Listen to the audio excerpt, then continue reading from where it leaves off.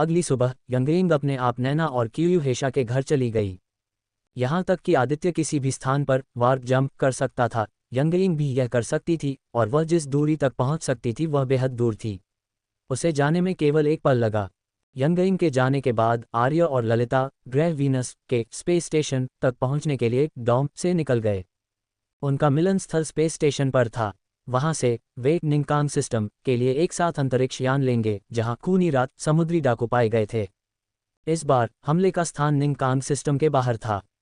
Warp space travel को सक्रिय करने में सक्षम होने से पहले लूटे गए जहाज को रोक दिया गया था। जहाज पर सवार सभी लोग मारे गए। ये खूनी रात समुद्री डाकुओं से पूरी तरह अलग था। एक सामंजस्यपूर्ण सिस्टम के बाहर इतना अहंकारी होना उनकी शैली नहीं थी। आर्य और अन्य लोग भी इसके बारे में बहुत उत्सुक थे। मिलन स्थल पर आर्य और ललिता को भूरे बालों वाली सुंदर दिखने वाली सीनियर स्कूलमेट मार्गरेट मिली, साथ ही एक काले बालों वाला युवक और एक सुनहरे बालों वाला युवक भी मिला। आर्य और ललिता को देखकर सीनियर स्कूलमेट मार्गरेट ने हाथ हिलाया। आर्य, ललिता, यहाँ। आर्य और ललिता जल्दी से वहां गए। आर्य ने क्षमा प्रार्थी होकर कहा, सीनियर स्कूलमेट मार्गरेट और दो सीनियर स्कूलमेट्स, आप लोगों को इंतजार कराने के लिए क्षमा करें। सीनियर स्कूलमेट मार्गरेट मुस्कुराईं, कोई बात नहीं, अभी समय नहीं हुआ है, हम भी अभी आए हैं। दोनों युवकों ने आर्य और ललिता का अध्ययन किया। फिर काले बालों वाला युवक मुस्कुराया, जूनियर स्कूलमेट आर्य और ललिता, मैं ली किंगयुन हूँ, फेडरल यूनिवर्सिटी का चौथा वर्ष का छात्र। नमस्ते, सीनियर स्कूलमेट ली किंगयुन, आर्य और ललिता ने अभिवादन किया। किनारे पर सुनहरे बालों वाले युवक ने भी दांत दिखाए, मैं एल्डन हूँ, एम्परर कैपिटल एकेडमी के चौथे वर्ष के छात्रों में नंबर 1। नमस्ते, सीनियर एल्डन। इस पल मार्गरेट ने आर्य और ललिता को उत्सुकता से देखा और पूछा, मैंने सुना है कि तुम लोग दाओ आत्मज्ञान कक्ष में 1 महीने तक रहे, क्या ये सच है? अन्य दो ने भी उत्सुकता से देखा। आर्य और ललिता ने एक दूसरे को असहाय होकर देखा। क्या अब सभी को इसके बारे में पता था? आर्य ने सिर हिलाया, हाँ। आर्य की पुष्टि ने तीनों को, जो उत्सुक थे, चौंका दिया। चौंकाने वाला सच स्वीकार करना थोड़ा कठिन था। भले ही उन्होंने 4 साल के भीतर मिले सभी शैक्षणिक क्रेडिट का उपयोग किया हो, लेकिन वे ऐसा इनाम प्राप्त करने में सक्षम नहीं हो सकते हैं। इन दोनों को ये कैसे मिला?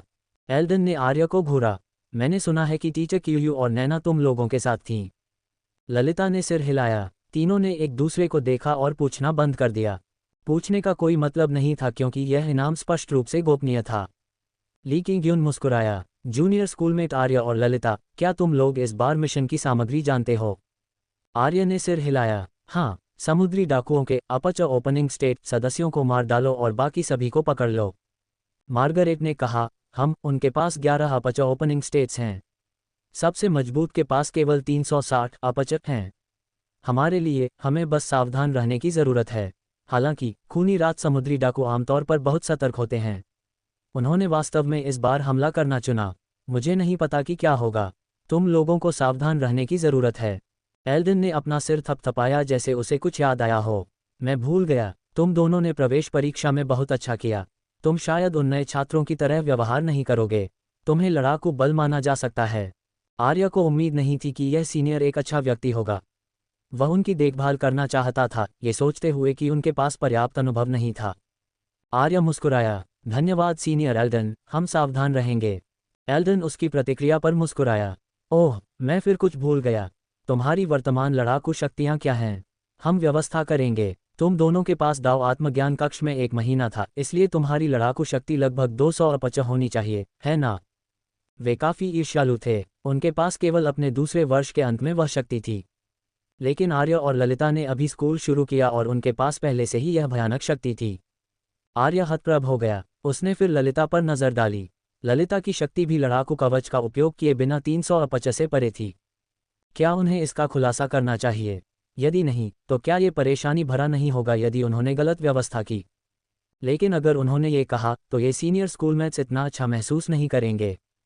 वह वास्तव में उनकी भावनाओं को चोट नहीं पहुंचाना चाहता था। माहौल शांत हो गया। तीनों ने दोनों को भ्रम में देखा। फिर मार्गरेट ने कहा, क्या ये लगभग 200 अपच नहीं है? कोई बात नहीं, आखिरकार तुम नए छात्र हो। तुम उस समय हमसे पहले ही बहुत मजबूत हो। आर्य, ललिता, सीनियर स्कूलमेट मार्गरेट भी एक अच्छी व्यक्ति थी, लेकिन इस तरह का सौम्य व्यवहार थोड़ा आहत करने वाला था। आर्य ने अंततः इसे कहने का फैसला किया। उसने अपना सिर खुजलाया, ये वास्तव में 200 अपच से थोड़ा अधिक है। उनकी आंखें ये सोचते हुए सिकुड़ गईं, ये वास्तव में 200 अपच से परे था। दाव आत्मज्ञान कक्ष के कल्टीवेशन प्रभावों के साथ यह अजीब होगा यदि उनके पास 200 अपच की लड़ाकू शक्ति नहीं होती। आखिरकार उनके पास पहले से ही लगभग 100 अपच लड़ाकू शक्ति थी। आर्य ने जारी रखा, ये लगभग 300 अपच है। 3 सीनियर्स के चेहरे सख्त हो गए। कुछ पलों बाद एल्डिन की आंखें चौड़ी हो गईं। क्या तुम कह रहे हो कि तुम्हारी शक्ति लगभग 300 अपच है? क्या ये बहुत नकली नहीं था? क्या उन्होंने हैक्स का इस्तेमाल किया? आर्य ने सिर हिलाया। उसके आसपास उसने इस बार कम कहने की कोशिश की थी। ललिता की शक्ति भी 300 अपच से परे थी।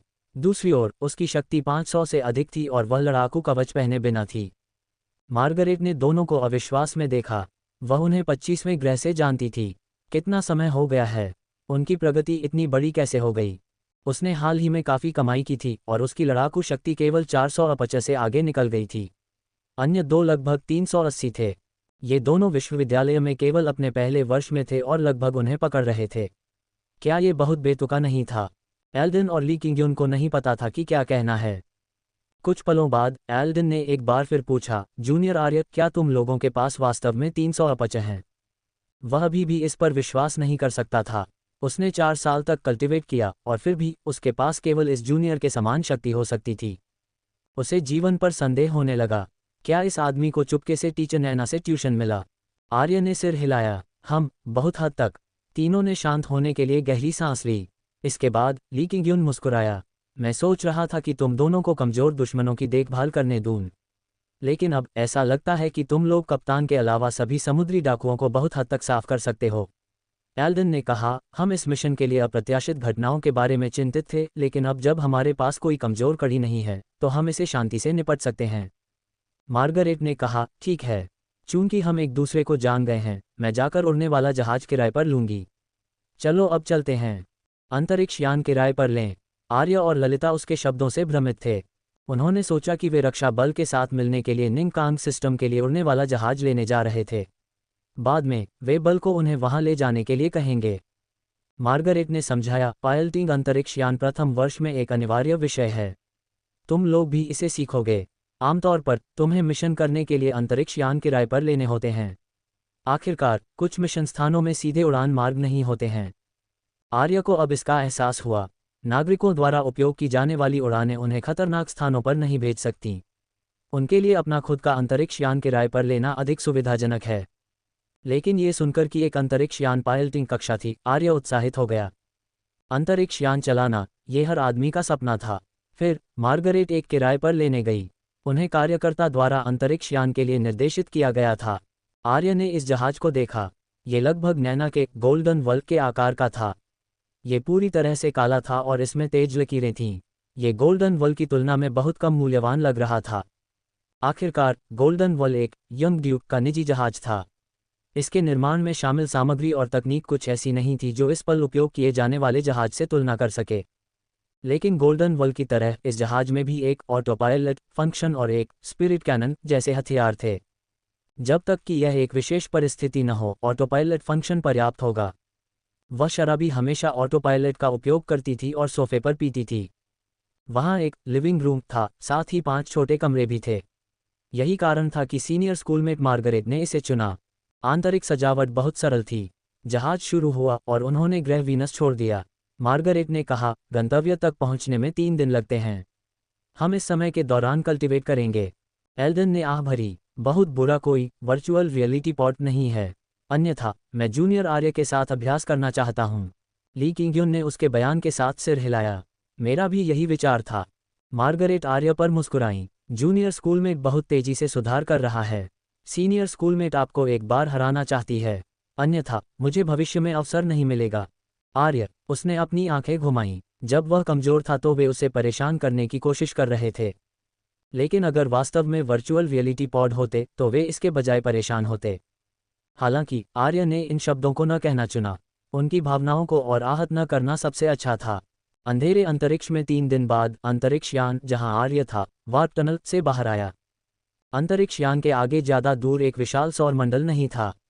तारा, जो बीच में स्थित था, एक चमकीली पीली रोशनी का उत्सर्जन करता था। आर्य ने धीरे धीरे अपनी आंखें खोलीं। उसकी काली पुतलियां पहले की तुलना में गहरी दिखाई दीं। इन 3 दिनों के दौरान उसने सुबह स्टार क्रिपलिंग पंच सीखा था और शाम को पॉकेट हंटिंग डायमेंशन से गोलों को पचा लिया था। उसकी शक्ति और भी बढ़ गई। बिस्तर से उतरने के बाद आर्य खींचा। उसने फिर धीरे धीरे सांस छोड़ी। वह पिछले 3 दिनों से लगातार कल्टीवेट कर रहा था। ये वास्तव में उबाऊ था। उसने अपने कमरे का दरवाजा खोला और लिविंग रूम की ओर चला गया, जहां उसे 3 वरिष्ठों को कुछ चर्चा करते हुए मिला। ये देखते हुए कि आर्य बाहर आ गया, ली किंग-युन मुस्कुराया। जूनियर स्कूलमेट आर्य, हम अपने गंतव्य तक पहुंचने वाले हैं। यदि तुम बाहर नहीं आते तो हम तुम्हें बुलाने वाले थे। आर्य मुस्कुराया। मुझे हाल ही में कल्टीवेशन की लत लग गई है। क्या मैंने कुछ याद किया? फिर उसने चारों ओर देखा और पूछा, ललिता कहाँ है? इस पल ललिता अपने कमरे से बाहर निकली और मुस्कुराई। तुम मुझे किस लिए बुला रहे हो? कुछ नहीं। दोनों हॉल में दाखिल हुए और सीनियर स्कूलमेट मार्गरेट ने कहा, हम जल्द ही वहां होंगे। आगमन पर हमें सीधे रक्षा बल के पास जाना चाहिए। आर्य ने सिर हिलाया। यह उसका पहला मिशन था, इसलिए अधिक देखना और सुनना बेहतर था। ललिता ने भी सिर हिलाया। जल्द ही वे एक विशाल ट्रांसपोर्टर जहाज के खंडहरों के लिए उड़ गए। जहाज बर्फ जैसा ठंडा और शांत था। खंडहर की सीमा पर 3 बड़े युद्धपोत थे। वहां से काफी छोटे जहाज उड़े और खंडहरों में चले गए। आर्य का अंतरिक्ष यान युद्धपोतों के करीब पहुंच गया। युद्धपोतों में से एक में ले जाने से पहले उसे अपनी पहचान की पुष्टि करनी पड़ी। उड़ने वाला जहाज डॉक हो गया और मार्गरेट ने कहा, चलो नीचे चलते हैं, प्रभारी लोग हमारा इंतजार कर रहे हैं। उड़ने वाले जहाज का दरवाजा खुला और 5 लोग वर्ग पर बाहर निकले। वहां पहले से ही रक्षा बलों के लोगों का एक समूह इंतजार कर रहा था। उन 5 को उतरते देख वे चले गए। अग्रणी अधेड़ उम्र का आदमी मुस्कुराया। छात्र मार्गरेट, ली किंग-युन, एल्डन, आर्य और ललिता, नमस्कार। मैं निंगकांग सिस्टम के रक्षा बल का कमांडर निंगडाली हूँ। खूनी रात समुद्री डाकुओं को नष्ट करने में हमारी मदद करने के लिए आने के लिए धन्यवाद। आर्य ने आदमी पर नजर डाली। उसकी शक्ति कोर मार्शल स्टेट तक पहुंच गई थी। उनके बीच का अंतर बहुत बड़ा था, लेकिन ये सामान्य था। आखिरकार हर कोई प्रोडिजी नहीं था। यहाँ तक कि फेडरल यूनिवर्सिटी के साधारण मार्शल आर्ट्स के छात्र स्नातक होने पर इस स्तर के बारे में थे। भूमिगत बलों के लोगों के अलावा अधिकांश शक्तिशाली लोगों ने या तो आकाशगंगा छोड़ दी या युद्ध के मैदानों में थे। काली ताकतें बहुत हद तक मोर्टल इवोल्यूशन स्टेट और उससे नीचे थीं। यदि काली ताकतों के बीच प्लेनेटरी स्टेट्स थे और ऐसे व्यक्तियों ने फेडरेशन में शांति भंग करने की हिम्मत की, तो भले ही उन्होंने भारी कीमत चुकाई हो, फेडरेशन उन्हें मार डालेगा। मोर्टल इवोल्यूशन स्टेट के नीचे किसी को अभी भी उड़ने वाले जहाज़ों का उपयोग करने की आवश्यकता थी। युद्धपोत उन्हें ले सकते थे, लेकिन प्लेनेटरी स्टेट अंतरिक्ष में जीवित रह सकता था। यदि वे वास्तव में तबाही मचाना चाहते थे, तो जो खतरा वे पैदा कर सकते थे वह उन मोर्टल इवोल्यूशन स्टेट और उससे नीचे वालों की तुलना में बहुत अधिक था। मार्गरेट ने कहा, आप बहुत विनम्र हैं, कमांडर निंग। ये केवल स्वाभाविक है क्योंकि यह हमारा मिशन है। निंगडाली मुस्कुराया। तुम लोग यात्रा से थक गए होगे। क्या तुम काम करने से पहले आराम करना चाहते हो? निंगडाली चीजों को जल्दी करना चाहता था, लेकिन आर्य और अन्य 4 फेडरल यूनिवर्सिटी और एम्परर कैपिटल एकेडमी के प्रोडिजी थे। वह चिंतित था कि उनका स्वभाव बुरा था और उनसे निपटना मुश्किल था, इसलिए उसने खुद को नीचे रखा। ली किंग-युन ने अपना सिर हिलाया। कोई ज़रूरत नहीं, हर किसी का समय कीमती है। मेरा मानना है कि कमांडर निंग भी इस खतरे से छुटकारा पाना चाहते हैं, है ना? बस हमें स्थिति बताएं। निंगडाली की आंखें चमक उठीं। उसने फिर मुस्कुराया, उस मामले में कृपया मेरे पीछे आएं। तदनुसार निंगडाली उन्हें अंदर ले गया। वे स्क्रीन से भरे एक कमरे में आए। इस पल निंगडाली ने स्क्रीन पर जोर से इशारा किया। खूनी रात समुद्री डाकुओं का लक्ष्य बाहर का जहाज था। जहाज पर सवार सभी लोग, उनमें से 1321, मारे गए। आर्य ने स्क्रीन से दृश्य पर भौहें सिकुड़ीं। वह देख सकता था कि जहाज का अंदर का हिस्सा खून से भरा हुआ था। सभी चीजें क्षतिग्रस्त हो गई थीं और कीमती चीजें ले ली गई थीं। उसने सोचा कि ब्रह्मांडीय युग में व्यवस्था बहुत अच्छी थी। उसे ऐसी चीजें होने की उम्मीद नहीं थी। अंधेरा हर जगह था। आकाशगंगा बहुत बड़ी थी। अगर कुछ अपराधियों ने एक बंजर ग्रह पाया और वहां छिप गए, तो वर्तमान तकनीक के साथ भी उन्हें ढूंढना काफी कठिन होगा। यही कारण था कि स्कूल ने छात्रों को मिशन करने के लिए कहा। शवों को साफ कर दिया गया है और हमने उनके परिवारों को सूचित कर दिया है, निंगडाली ने कड़वाहट से कहा। भले ही यह उसके अधिकार क्षेत्र के भीतर था, अगर उसने संतोषजनक स्पष्टीकरण नहीं दिया तो वह दुखी हो जाएगा। मार्गरेट ने पूछा, जब हमें मिशन मिला तो क्या आप लोगों ने यह नहीं कहा कि आपने अंतरिक्ष समुद्री डाकुओं को पहले ही ढूंढ लिया है? निंगडाली ने सिर हिलाया। हाँ, जिस ट्रांसपोर्टर जहाज को उन्होंने लूटा उसमें कुछ लड़ाकू शक्ति थी। लड़ाई के दौरान उनका अपना जहाज क्षतिग्रस्त हो गया था और हमने उनके स्थान पर लॉक कर दिया जब वे अगले गंतव्य पर कूद गए। हमारे जासूस जहाज़ों ने उनकी स्थिति पाई है। वे एक आदिम जीवन ग्रह पर रुक गए हैं। मार्गरेट ने भौहें सिकोड़ी। कमांडर निंग, क्या आपको खूनी रात अंतरिक्ष समुद्री डाकू मिले? सावधान और सूक्ष्म खूनी रात अंतरिक्ष समुद्री डाकू इतने लापरवाह कैसे हो सकते हैं? यहाँ तक कि उनका जहाज भी क्षतिग्रस्त हो सकता है। जब निंगडाली ने शब्द सुने तो उसने भौहें सिकोड़ी। ये वास्तव में खूनी रात अंतरिक्ष समुद्री डाकुओं जैसा नहीं लगता है, लेकिन मैंने ध्यान से जांच की है। ये निश्चित रूप से खूनी रात अंतरिक्ष समुद्री डाकू हैं। उसने एक और स्क्रीन की ओर इशारा किया जिसमें एक सुस्वादु ग्रह दिखाया गया था। जंगल के अंदर कोई 2 रक्त लाल जहाज़ों को देख सकता था। ऐसा लग रहा था कि इंजीनियर इसे ठीक करने पर काम कर रहे थे। यह उनका जहाज है। वास्तव में इसके साथ कुछ हुआ है। किनारे पर आर्य ने पूछा, क्या ग्रह की जांच की गई है? निंगडाली ने आर्य पर नजर डाली। स्वाभाविक रूप से वह आर्य को जानता था जो अब फेडरेशन में प्रसिद्ध था। फिर निंगडाली शर्मिंदगी के साथ मुस्कुराया। देखे जाने की चिंता से हमने बहुत बड़ी कार्रवाई करने की हिम्मत नहीं की। रिकॉर्ड के अनुसार वहां सभी जीवन रूप जंगली जानवर हैं।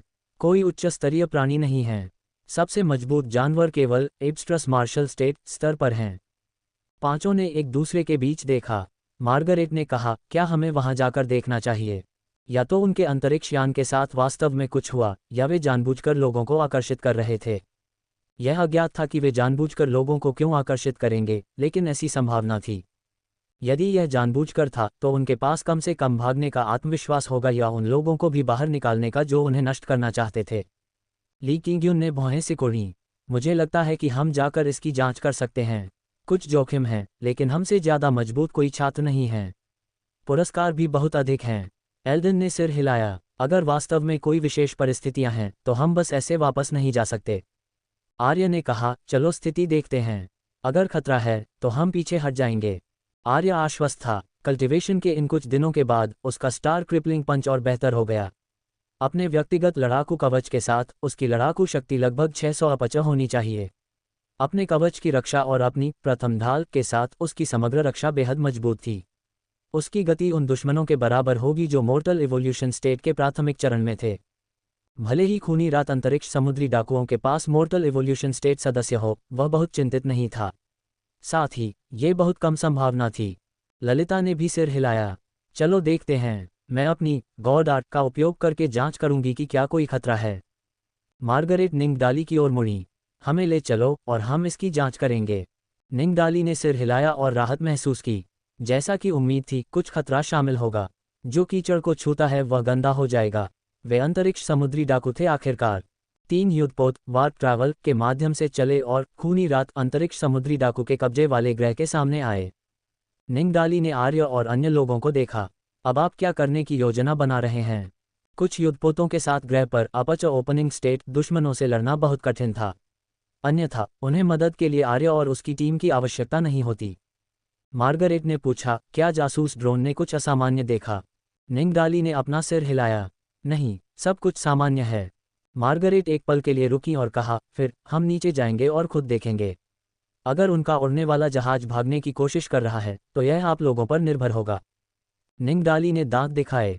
चिंता मत करो, मैं उन्हें जाने नहीं दूंगा। मार्गरेट ने उसके शब्दों पर सिर हिलाया। फिर पांचों अपने उड़ने वाले जहाज पर चले गए और इसे ग्रह की ओर उड़ा दिया। जब जहाज खूनी रात अंतरिक्ष समुद्री डाकू के जहाज से दसियों किलोमीटर दूर था तो बोर्ड पर मौजूद लोगों ने आर्य और अन्य लोगों को देखा होगा। खूनी कवच पहने दसियों अंतरिक्ष समुद्री डाकू उड़ गए। एल्डन ने उनके कार्यों पर उपहास किया। क्या वे आत्महत्या करने के लिए यहाँ हैं? अंतरिक्ष समुद्री डाकुओं में केवल एक था जो 100 अपचक के साथ अपच ओपनिंग स्टेट के आसपास था। बाकी का स्तर कोर मार्शल स्टेट पर था। ली किंग्युन ने कहा, चलो पहले अंतरिक्ष यान से उतरते हैं। इसे नुकसान मत पहुंचाओ। एक अपच ओपनिंग स्टेट के पूर्ण शक्ति हमले से उड़ने वाले जहाज के अंदर नुकसान हो सकता है। उड़ने वाले जहाज के बिना भी लोग उन्हें ले जा रहे होंगे, लेकिन उन्हें शैक्षणिक क्रेडिट के साथ जहाज की भरपाई करने की आवश्यकता होगी। मार्गरेट ने कहा, तुम लोग उनसे निपटो। मैं उड़ने वाले जहाज को दूर रख दूंगी। क्योंकि यह मिशन के लिए उपयुक्त उड़ने वाला जहाज था, जहाज में इसे स्टोर करने के लिए एक बड़ी स्टोरेज रिंग भी थी। बाद में उसने दरवाजा खोला। आर्य और बाकी बाहर उड़ गए जबकि मार्गरेट जहाज को उतारने के लिए नीचे उड़ गई। अग्रणी अपच ओपनिंग स्टेट समुद्री डाकू के भूरे बाल और काली आंखें थीं। उसके बाएं चेहरे पर एक निशान था। उसका चेहरा भावहीन था। उड़ने वाले जहाज के पास पहुंचने के बाद उसने अपनी हथेली उठाई और एक रक्त लाल तलवार दिखाई दी। इसके बाद उसने अपनी बाँह उठाई और एक रक्त स्पिरिट फोर्स उमड़ पड़ी जब उसने नीचे काटा। चीख! कुछ 100 मीटर लंबी रक्त तलवार की किरण उड़ने वाले जहाज की ओर कट गई। आर्य ने एक भौं उठाए। ये व्यक्ति भयंकर है। क्या उन्हें पहले यह नहीं पूछना चाहिए कि क्या हो रहा है? वे तुरंत क्यों लड़ रहे थे? यह आदमी जल्दबाज था। आर्य के हाथ में एक काली रोशनी उमड़ पड़ी और वह तलवार की किरण को रोकने की योजना बना रहा था। अगर जहाज क्षतिग्रस्त हो गया तो मार्गरेट उन्हें जाने नहीं देगी। आखिरकार उसने इसके लिए बॉन्ड का भुगतान किया था। इस समय एल्डन मुस्कुराया। जूनियर आर्य, तुम्हें अपने सीनियर का सम्मान करना सीखना होगा। बेशक मुझे पहले ऐसे विरोधियों के साथ खेलना चाहिए। जैसे ही उसने बोला, उसने एक सुनहरी लंबी तलवार निकाली। तलवार थोड़ी हिल गई और कुछ 100 मीटर लंबी सुनहरी तलवार का घूंघट बन गया। रक्त तलवार तलवार के घूंघट से टकराई, जिससे एक चौंकाने वाली गड़गड़ाहट हुई। फिर तलवार सभी दिशाओं में गोली मार दी। कुछ और आंकड़े उड़ गए और कोर मार्शल स्टेट्स पीछे हट गए। कुल 10 अपर्चर ओपनिंग स्टेट्स थे। यदि आप इसे शामिल करते तो कुल मिलाकर 11 थे। ली किंगयुन ने इसे देखा और उसकी लंबी तलवार दिखाई दी। उनके उच्च स्तरीय सदस्य सभी यहाँ हैं। हम इसे कैसे विभाजित करते हैं? उड़ने वाले जहाज को अब दूर कर दिया गया था और मार्गरेट उड़ गई। उसने समुद्री डाकुओं पर नजर डाली। वे सभी जानलेवा इरादे के साथ 5 लोगों को देख रहे थे। सामने खड़ा व्यक्ति रक्त लाल बालों और आंखों वाला एक बहुत बुरा नहीं दिखने वाला हैंडसम युवक था। रक्त धुंध उसके चारों ओर तैर रही थी। खून की सड़ी हुई गंध हवा में फैल गई। मार्गरेट ने भौहें सिकोड़ी। मैंने लंबे समय से सुना है कि खूनी रात अंतरिक्ष समुद्री डाकुओं का कप्तान गॉड वाला व्यक्ति है। उसे नरसंहार पसंद है। उसे खूनी रात दानव सम्राट कहा जाता है। अब ये सच लगता है। आर्य ने युवक पर नजर डाली। उसकी ची बुरी नहीं थी। उसकी शक्ति 400 अपर्चर के करीब थी। लेकिन यह उसके लिए खतरनाक नहीं था। वह सीनियर स्कूलमेट मार्गरेट को भी नहीं हरा सकता था। आर्य ने फिर अन्य अपर्चर ओपनिंग स्टेट्स पर नजर डाली।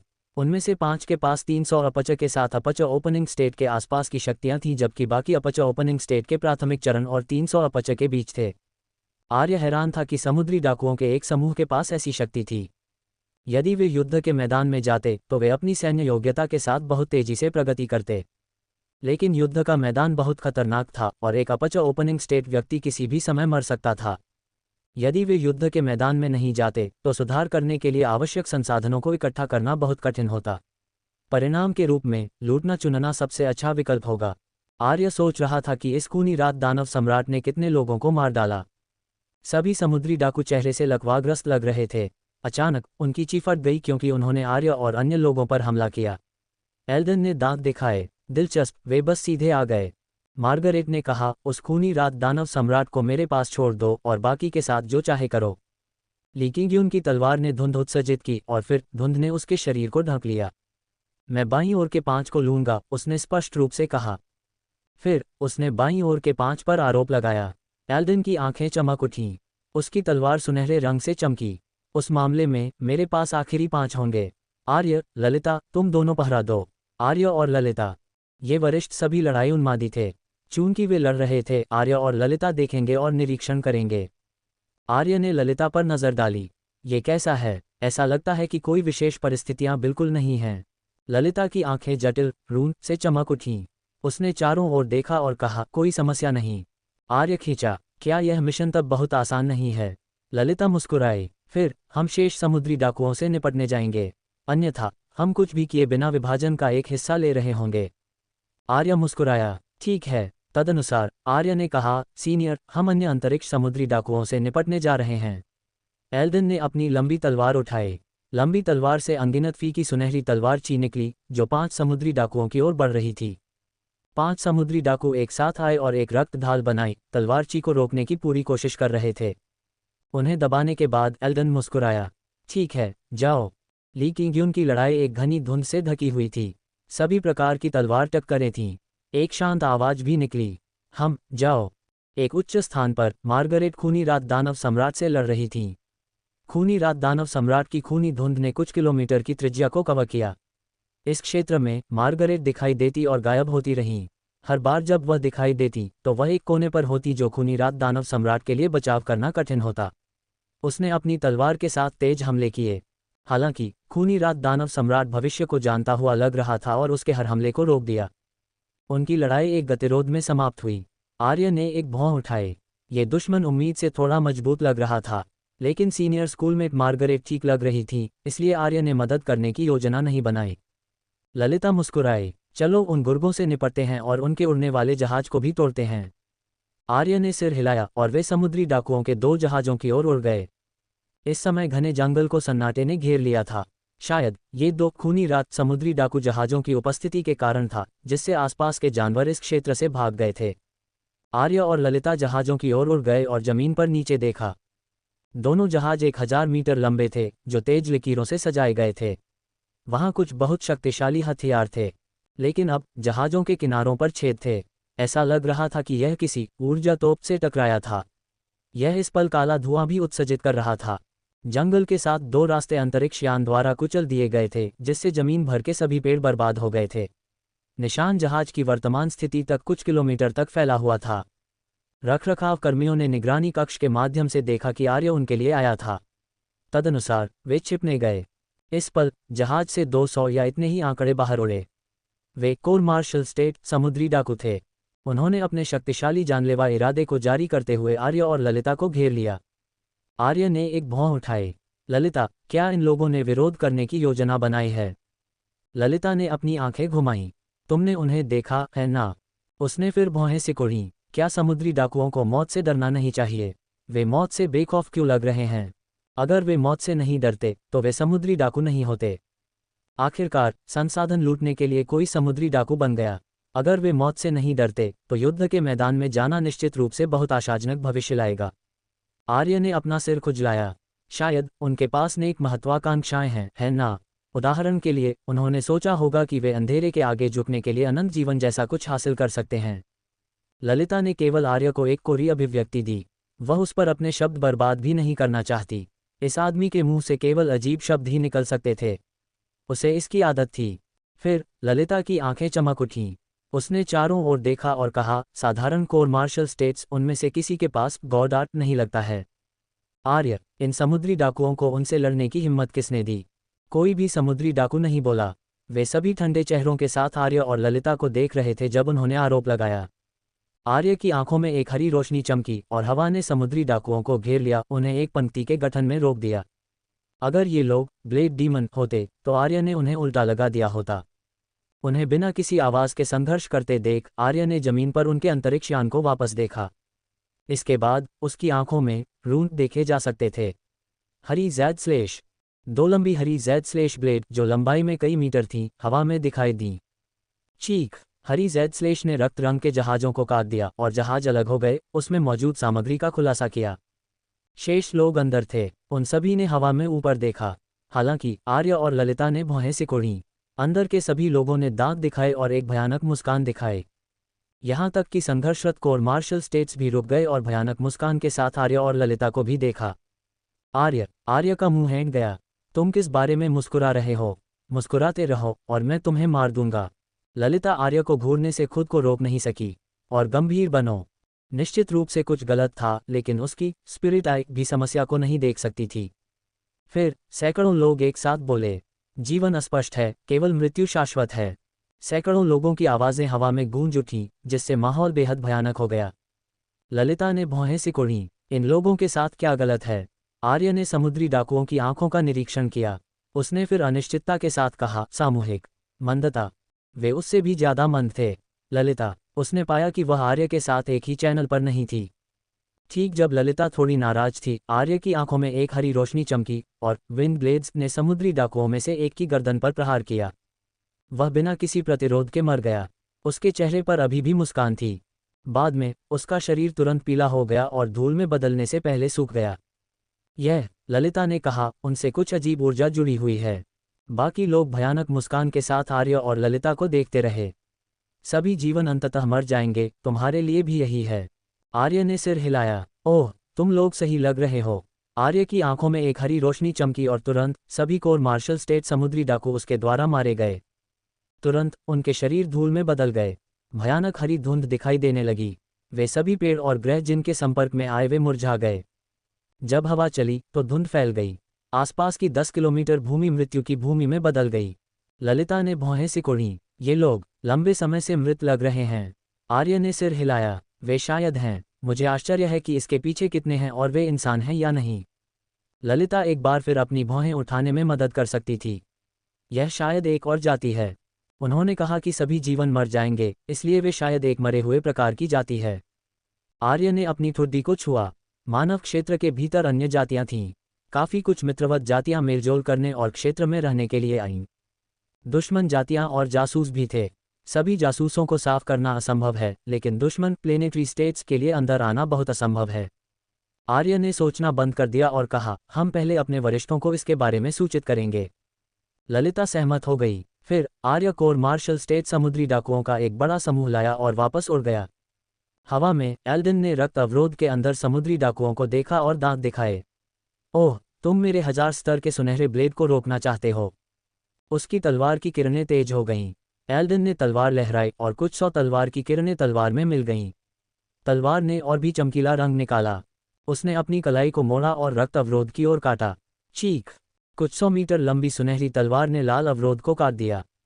अवरोध कुछ सेकंड तक चला और फिर टूटने लगा। एल्डन की आंखें ठंडक से चमक उठीं। टूटो! तलवार एक पल के लिए तेज हो गई और अवरोध पर एक उद्घाटन दिखाई दिया। गड़गड़ाहट! तलवार ची ने तुरंत अंदर के 2 को आधा काट दिया। शेष 3 अलग हो गए और ठंडे चेहरों के साथ एल्डन को देखते रहे। एल्डन जारी रखने की योजना बना रहा था, लेकिन जब उसने देखा कि उसके द्वारा मारे गए 2 समुद्री डाकू धूल में बदल गए, तो उसकी आंखें चौड़ी हो गईं। क्या हो रहा है?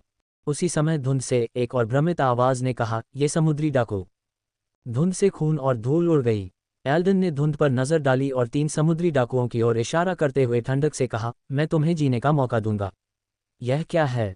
तीनों ने फिर से भावहीन होकर आरोप लगाया। एल्डन ने भौहें सिकोड़ी। तुम मौत की तलाश कर रहे हो। उसकी तलवार अलग हो गई और उनमें से एक की छाती को छेद दिया। ये व्यक्ति भी अन्य 2 की तरह धूल में बदल गया। हालांकि शेष बचे लोगों ने ऐसा व्यवहार किया जैसे कुछ हुआ ही ना हो। एल्डन गायब हो गया। उसकी तलवार बह गई और काफी मजबूत वाले को मार डाला। उसकी हथेली में एक सुनहरी रोशनी चमकी और उसने आखिरी बचे अपच ओपनिंग स्टेट पर दबाव डाला। उसके हाथ कांप गए और उसने समुद्री डाकू की स्पिरिट फोर्स को सील कर दिया, लेकिन समुद्री डाकू के शरीर को भी भारी घायल कर दिया। उसी समय ली किंग्युन ने भारी घायल समुद्री डाकू को बाहर निकाला। एल्डन ने ली किंग्युन को देखा। बूढ़े ली, क्या तुम जानते हो, हमारी शक्तियां समान हैं, लेकिन तुम्हारे और मेरे बीच एक बड़ा अंतर है। ली किंग्युन ने एल्डन पर नजर डाली। यह क्या है? एल्डन ने दांत दिखाए। मैं ज्यादा हैंडसम हूं। ली किंग्युन उसके शब्दों पर सन रह गया। उसने फिर उपहास किया, हास्यास्पद। इस पल आर्य और ललिता आए। आर्य ने अपना मुंह खोला और उसका चेहरा थोड़ा हिचकिचा रहा था। वह कहना चाहता था कि वह सबसे हैंडसम था, लेकिन वह 2 वरिष्ठों को कुछ चेहरा देना चाहता था। उसे सच नहीं बताना चाहिए। उसने भारी घायल अपच ओपनिंग स्टेट्स को देखा और फिर पूछा, अन्य समुद्री डाकू कहाँ हैं? ली किंग्युन ने भौहें सिकोड़ी और कहा, वे धूल में बदल गए। ली किंग्युन का उत्तर सुनकर आर्य और ललिता ने भौहें सिकोड़ी। क्या उनके साथ भी ऐसा ही था? एल्डन ने आर्य के पीछे कतारबद्ध अंतरिक्ष समुद्री डाकू को देखा और एक अजीब अभिव्यक्ति के साथ कहा, मैंने बहुत पहले सुना है कि जूनियर को ब्लेड डीमन को बड़े करीने से व्यवस्थित करना पसंद है। मुझे उम्मीद नहीं थी कि तुम्हारे पास अभी भी यह फैटिश है। आर्य शर्मिंदगी के साथ मुस्कुराया। मुझे इसकी आदत है। यह एक दुर्घटना थी। दूसरी ओर ली किंग्युन ने कहा, इससे अधिक होना चाहिए, है ना? बाकी कहाँ हैं? आर्य ने अपना सिर खुजलाया। मैंने उन्हें मार डाला। एल्डन और ली किंग्युन ने आर्य को आश्चर्य से देखा। 200 से अधिक लोग बचे होने चाहिए थे और आर्य ने बस उन्हें मार डाला। कितना भयंकर! लेकिन उन्होंने ज्यादा कुछ नहीं कहा क्योंकि यह अंतरिक्ष समुद्री डाकू थे। यदि आवश्यक हो तो वे भी ऐसा ही करेंगे। इस पल ये कोर मार्शल स्टेट्स फिर से भयानक तरीके से मुस्कुराए और जाप किया, जीवन अस्पष्ट है, केवल मृत्यु शाश्वत है। ली किंग्युन और एल्डन ने शब्द सुने और भौहें सिकुड़ी। वे क्या हैं? मंदबुद्धि। आर्य ने सिर हिलाया। यह कोई गुप्त तकनीक या गॉड आर्ट लगती है। जिन लोगों को मैंने मार डाला वे भी धूल में बदल गए। दोनों की आंखें सिकुड़ गईं। इस पल 2 भारी घायल अपच ओपनिंग स्टेट्स ने कोर मार्शल स्टेट्स की आवाजें सुनी और जाग गए। उन्होंने भी एक भयानक मुस्कान के साथ आर्य और बाकी को देखा। ललिता ने कहा, चलो जांचते हैं कि सीनियर स्कूलमेट मार्गरेट कैसी हैं। समूह ने उसके शब्दों पर सिर हिलाया। आखिरकार खूनी रात दानव सम्राट कप्तान था। क्या उसे पता था कि उसके आदमी ऐसे बन गए या वह भी ऐसा ही था? उस मामले में चीजें इतनी सरल नहीं होंगी। चारों वहां आए जहां मार्गरेट और खूनी रात दानव सम्राट लड़ रहे थे। उनकी लड़ाई अभी भी गतिरोध में थी, लेकिन खूनी रात दानव सम्राट की नींव मार्गरेट जितनी अच्छी नहीं थी। मार्गरेट फेडरल यूनिवर्सिटी में नंबर 1 थीं। उनके पास एक डिवाइन आर्ट भी थी। खूनी रात दानव सम्राट को काफ़ी चोटें आईं। मार्गरेट का चेहरा ठंडा हो गया और वह गायब हो गईं। खूनी रात दानव सम्राट ने अपने हथियार को अपने पीछे काटने के लिए स्थानांतरित कर दिया। कुछ 100 मीटर लंबी रक्त तलवार की किरण जमीन में कट गई। चीख। पृथ्वी पर दसियों किलोमीटर लंबी दरार थी जिसने एक हल्की रक्त चीख उत्सर्जित की। इस बार वह मार्गरेट के हमले की भविष्यवाणी करने में सक्षम नहीं था और उसे चूक गया। उसके पीछे एक हल्की भूरे रंग की तलवार की किरण ने रक्त धुंध को छेद दिया और युद्ध कवच को काट दिया, जिससे उसके शरीर पर एक बड़ा घाव हो गया। उसकी पीठ से खून बह निकला। मार्गरेट हमला करना जारी रखना चाहती थी, लेकिन खूनी रात दानव सम्राट के पूरे शरीर से एक खूनी रोशनी उमड़ पड़ी। मार्गरेट सदमे से रुक गईं। फिर उसका शरीर रक्त धुंध में गायब हो गया और कुछ 100 मीटर दूर फिर से दिखाई दिया। वह भागा नहीं और आर्य और अन्य लोगों को देखा। उसने दांत दिखाए, वही भयानक मुस्कान दिखाते हुए। आर्य का चेहरा बदल गया। यह आदमी भी ऐसा ही था। हा, ये समुद्री डाकू समूह तुम जैसे प्रोडिजी के झुंड को आकर्षित करने के लिए काफ़ी नफरत करता है। खूनी रात दानव सम्राट के शब्दों को सुनकर सभी ने भौहें सिकुड़ीं। ये समुद्री डाकू समूह, यह आदमी वास्तव में दूसरों की तरह लंबे समय से मर चुका था। मार्गरेट ने भौहें सिकुड़ीं और फिर आर्य और टीम के बाकी सदस्यों को देखा। क्या हुआ? आर्य खींचा और मुस्कुराया। ये लोग पहले से ही मर चुके लगते थे। जो उन्हें नियंत्रित कर रहा है वह शायद मरे हुए जाती है, लेकिन व्यक्ति थोड़ा मंदबुद्धि लगता है। खूनी रात दानव सम्राट की मुस्कान सख्त हो गई। फिर उसने स्पष्ट रूप से कहा, यह अभी के लिए होगा। हम फिर मिलेंगे। अंत में मैं तुम्हें एक अंतिम उपहार दूंगा। फिर सभी समुद्री डाकुओं की आंखें हरी हो गईं और उनकी चीख उमड़ पड़ी। आर्य का चेहरा बदल गया। वे आत्म विनाश करने वाले हैं। आर्य की आंखों में एक हरी रोशनी चमकी। उसने फिर ललिता को पकड़ लिया क्योंकि उसके हवा और बिजली के पंख दिखाई दिए। उसने अपने पंख फड़फड़ाए और ललिता को दूर ले गया। वरिष्ठ उसी समय तुरंत चले गए। गड़गड़ाहट, एक भयानक और कानफोड़ू विस्फोट हुआ। चीखती हुई हरी आग स्पिरिट फोर्स के साथ सभी दिशाओं में फैल गई और उनका पीछा किया। आर्य ने भौहें सिकुड़ीं। उसकी मुट्ठी पर एक काली रोशनी दिखाई दी जब उसने मुक्का मारा। स्टार क्रिपलिंग पंच। गड़गड़ाहट, एक काली मुट्ठी बल ने अंतरिक्ष को फाड़ दिया और हरी आग को दूर कर दिया। आग जमीन पर गिर गई। जमीन इसे अवशोषित करने में कामयाब रही। हरी आग के कारण पत्थर धीरे धीरे मिट गए। कुछ पलों बाद आग अंततः बुझ गई। इस बीच अंतरिक्ष यान पर निंगडाली घबराहट से स्थिति देख रहा था। यह उसके भविष्य से संबंधित था।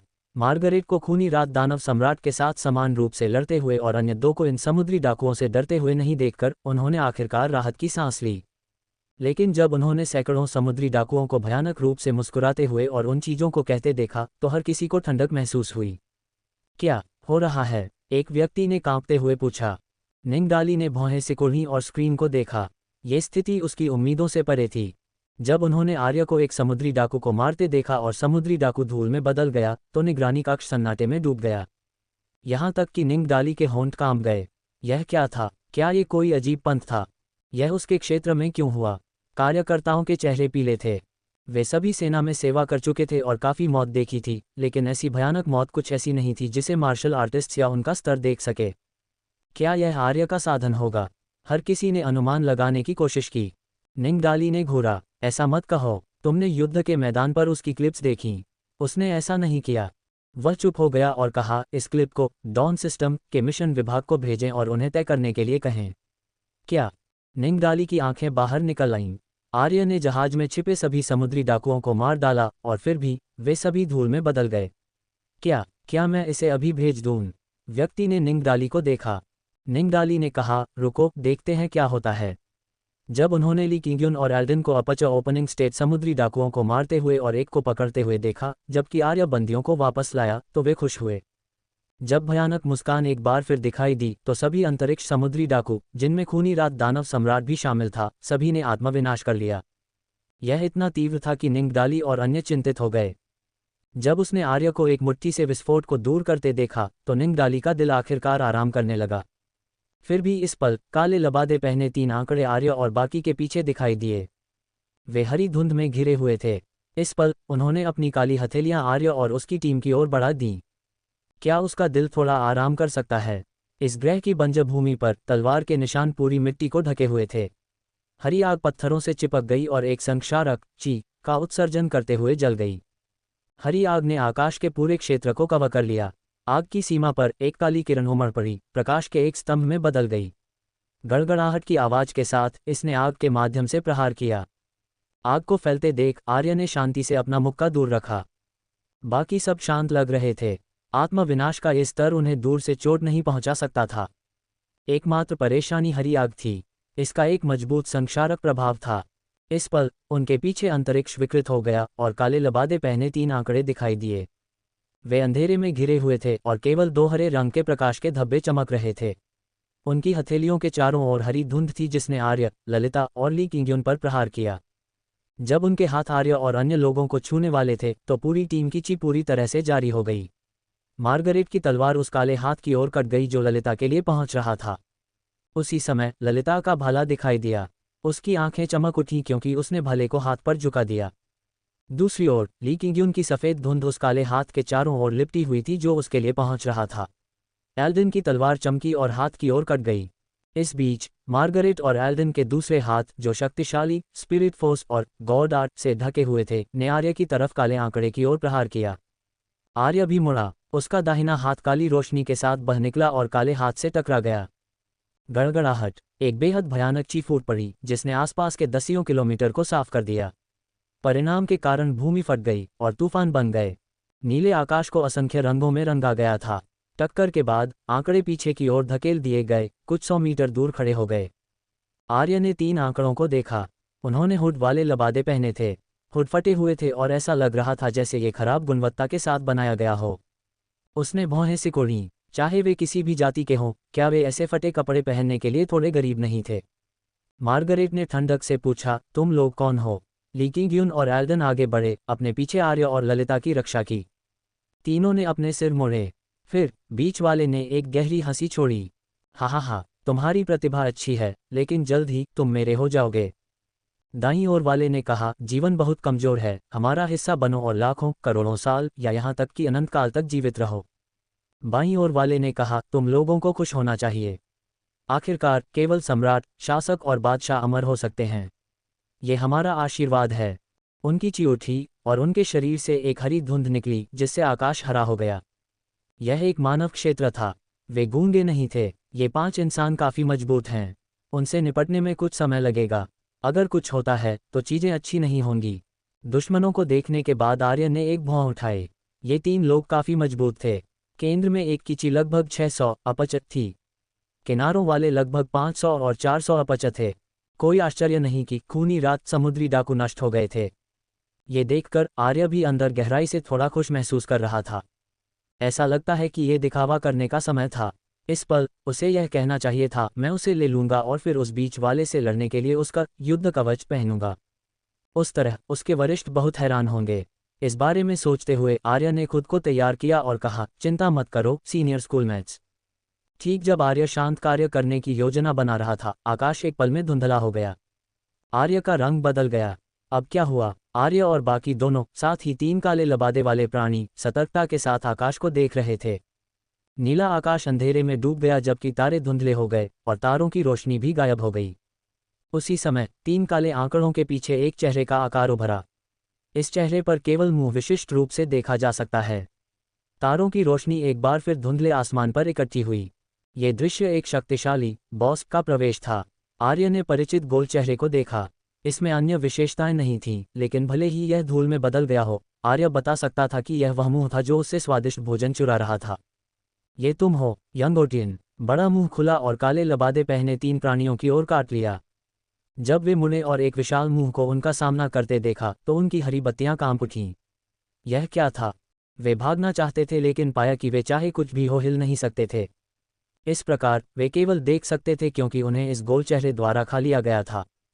फिर गोल चेहरे ने भौहें सिकोड़ीं, छोटा मुंह घुरघुराया और एक छोटी लड़की की करारी आवाज सुनी जा सकती थी। ये बुरा स्वाद देता है। इससे पहले कि वह समाप्त कर पाती, गोल चेहरा गायब हो गया और आकाश फिर से साफ हो गया। आर्य ने यंगइंग की परिचित आवाज सुनी और उसका चेहरा बदल गया। वह वास्तव में उसके जीवन की दुश्मन थी। वह शांत कार्य करने की योजना बना रहा था। फिर भी उसका लक्ष्य बस उसके द्वारा खा लिया गया था। वह क्या कर सकता था? इस बीच ललिता ने कुछ चिंता के साथ गायब होते गोल चेहरे को देखा। क्या यंगइंग का पेट इन जैसी यादृच्छिक चीजें खाने के बाद खराब हो जाएगा? उसने अपनी चिंता को दबा दिया और वापस जाने और यंगइंग को खराब खाना न खाने के लिए सिखाने की योजना बनाई। तीनों वरिष्ठों ने इस दृश्य को देखा, सन महसूस कर रहे थे। वे तीन बहुत मजबूत थे और वे आश्वस्त नहीं थे। वे अपने तुरुप के पत्तों का उपयोग करने की योजना बना रहे थे। फिर भी यह क्या था? तारों की रोशनी से बने उस गोल चेहरे ने इन तीन दुश्मनों को खा लिया। ये कौन सा गुजरता हुआ भगवान था? मार्गरेट ने अनिश्चितता के साथ पूछा, क्या हमने कहीं उस तरह की तारों की रोशनी देखी थी? ली किंगयुन ने भी अनिश्चितता के साथ उत्तर दिया, ऐसा लगता है कि यह बहुत पहले नहीं हुआ था, डॉन सिस्टम में। एल्डन का मुंह हैंग गया। ये कैसे हो सकता है? इसमें पिछली बार की तरह ची नहीं थी और ऐसा लगता है कि एक छोटा बच्चा बोल रहा है। मार्गरेट, ली किंगयुन, किस तरह का बच्चा इस तरह की चीजें करेगा? आर्य और ललिता ने तीन वरिष्ठों पर एक नज़र डाली और फिर एक दूसरे को देखा। क्या उन्हें भीड़ के अनुरूप होना चाहिए और सहमत होना चाहिए? कुछ पलों बाद मार्गरेट ने कुछ सोचा और आर्य को देखा। जूनियर स्कूल में आर्य, तुम क्या कहना चाहते थे? आर्य, वह कठोरता से मुस्कुराया, कुछ नहीं। यंगइंग ने उस व्यक्ति को खाने की हिम्मत कैसे की जिसे उसे शांत कार्य करने की आवश्यकता थी? वह इसे याद रखने वाला था और उसे कम भोजन देगा। निंगडाली ने जहाज के बाहर देखा और महसूस किया कि किसी तरह इस क्षेत्र में तारे धुंधले हो गए। तारों की सारी रोशनी सोख ली गई लग रही थी।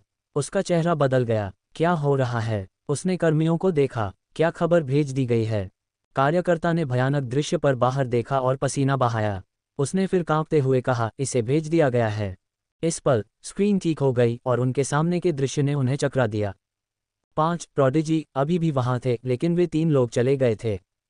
काले लबादे वाले उन 3 राक्षसों का क्या हुआ? वे कैसे गायब हो गए? उन्हें खाया नहीं जा सकता था, है ना? जब मार्गरेट ने उसे सुना तो उसने आर्य को भ्रम में देखा लेकिन ज्यादा कुछ नहीं कहा।